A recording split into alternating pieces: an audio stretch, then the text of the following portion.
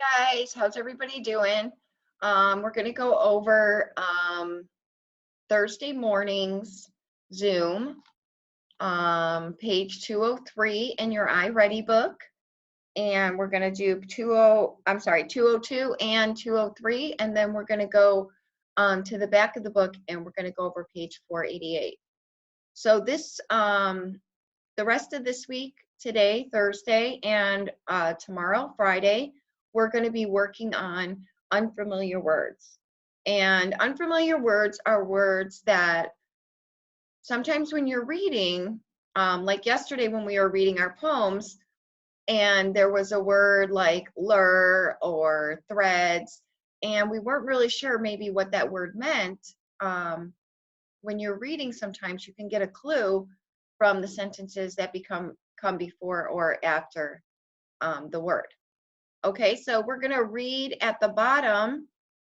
It's called Inventing the Crane, and it's just a little short story about the crane, and it says, ancient Greek engineers thought of ways to make new machines from older ones. For example, they conceived of and built a compound machine called the crane. Their idea combined the lever, pulley, and wheel and axle into one machine. So in that little excerpt, we have a word that says conceived of. So they want you to use the clues in that little paragraph to figure out what conceived of means. Okay, so if you look at the top of the next page, on page 203, you can see at the top it says, what have you learned about figuring out the meaning of unfamiliar words? Complete the chart below to figure out the meaning of the phrase conceived of as it is used in the passage. Then explain what the phrase most likely means. So like we said, sometimes you have to use words or sentences that come before or after the phrase. So the phrase that we were looking at was conceived of. So what were some helpful context clues, helpful context in the story first? Let's see. So we wrote this morning, helpful context was ancient Greek engineers thought of ways to make new machines. And then their idea combined the lever, pulley, and wheel and axle. So the ancient Greek engineers thought of ways to make new machines was before conceived of, and their idea combined the lever, pulley, and wheel and axle was after conceived of. So you're using clues before and then you're using clues after. And then the clues that we got from those two excerpts were thought of ways and idea. So out of the helpful context, we pulled thought of ways up here, which was a clue, and idea out of here, which was another clue. And then to find the possible meaning of the word conceived of,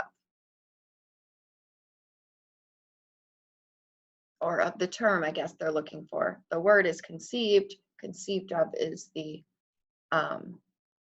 term that they're looking for. So we came up with this morning, the idea.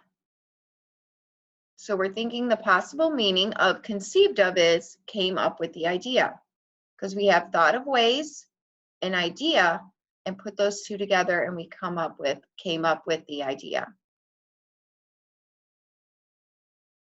So you could see at the bottom it says the meaning of the phrase.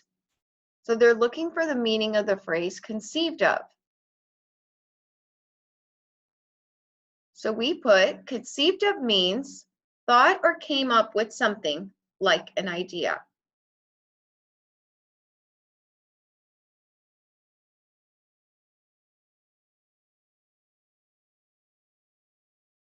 And if you need a few more minutes to write all that stuff down, you can always pause the video. Also in the excerpt,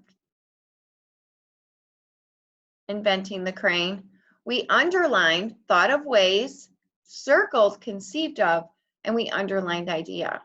And it just shows that here are some clues before what you're trying to figure out.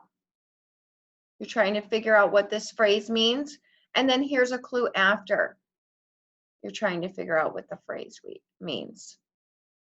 So sometimes some words usually appear in text in one subject area. For example, it could be science. It could be social studies. So you might see a word that you don't understand in those two subjects, like fossil and science, or geography and social studies. And then other times it'll be what are called academic words. So maybe the word like process, which often appears both in social studies and science. So what we were thinking that this could either be science or maybe even math for academic words conceived of. So now we're going to turn to page 488, that's in the back of the book, and we're looking at precise words and phrases. So we talked about this morning how when you're writing a story or a sentence, the more precise the words, the more details you're going to give the reader. So if you look at the first sentence where it says parts of Hawaii have been disappearing, we don't really know what parts. So we want to be more precise. So we say wetlands of Hawaii have been disappearing.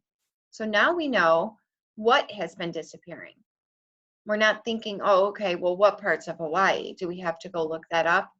On the second one, it says many fruits grow in Hawaii.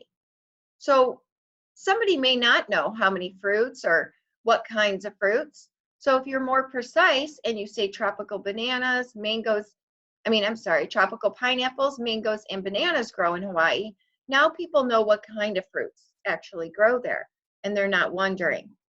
So the more precise that you are, the better your sentences will be, and it gives your reader an idea of what you're trying to tell them with more details. And, where it says down here, if you look, this is a good hint. It says, ask yourself which word or phrase best helps you to picture or understand what is being described. Okay, so that also gives your reader maybe an image in their head. So if you say many fruits grow in Hawaii, they may not actually see what kind of fruits, but if you tell them what kind of fruits, tropical pineapples, mangoes, and bananas, they'll actually picture those fruits in their own mind. So we're going to look at number 1, and what we're doing is we're trying to find a more precise meaning for the vague words that they're giving us in the sentences. So number 1 says, Hawaii has a lot of coral reefs in the world. So what would be your answer there for a lot? A majority or a large number? And the answer would be a majority, because that's telling you that most of Hawaii, and a large number is still a little vague. Number 2 says Oahu is filled with tourists who want to enjoy the island's beautiful beaches. So we want to look for a word that's going to describe beautiful more precise. So your answer would be white sand, right? That gives us an image of what beautiful beaches would be. Why are they beautiful? What do they look like? Well, they have white sand. If we use pretty, it's still a little vague. Number 3 says the North Shore is an ideal location to watch big wave surfing as waves go up more than 30 feet high. So do we want move or stretch? And the answer would be stretch, because we wanted them to know they're going to stretch upward, right? If we put move, it's still being a little bit vague. Number 4 says Hanauma Bay and its nice waters is popular for snorkeling. So we're looking for a better word for nice. And what could we put to give more description than nice? Clear blue, right? So clear blue is going to give us a picture of what the waters actually look like. The next one says tall mountains can be found in the Big Island in Hawaii. So what we want another, a better word for tall. So our answer is towering, right? Because towering is going to let us know that they're big, huge, towering, not just high, but they're towering over other things, right?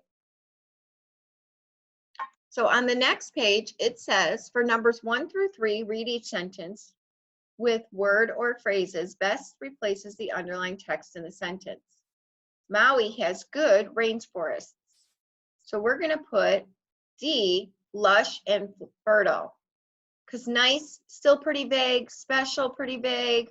Wide and large is a little bit better, but if we talk about lush and fertile, that means there's a lot of rainforests, and they're filled with trees and bushes and flowers and all that.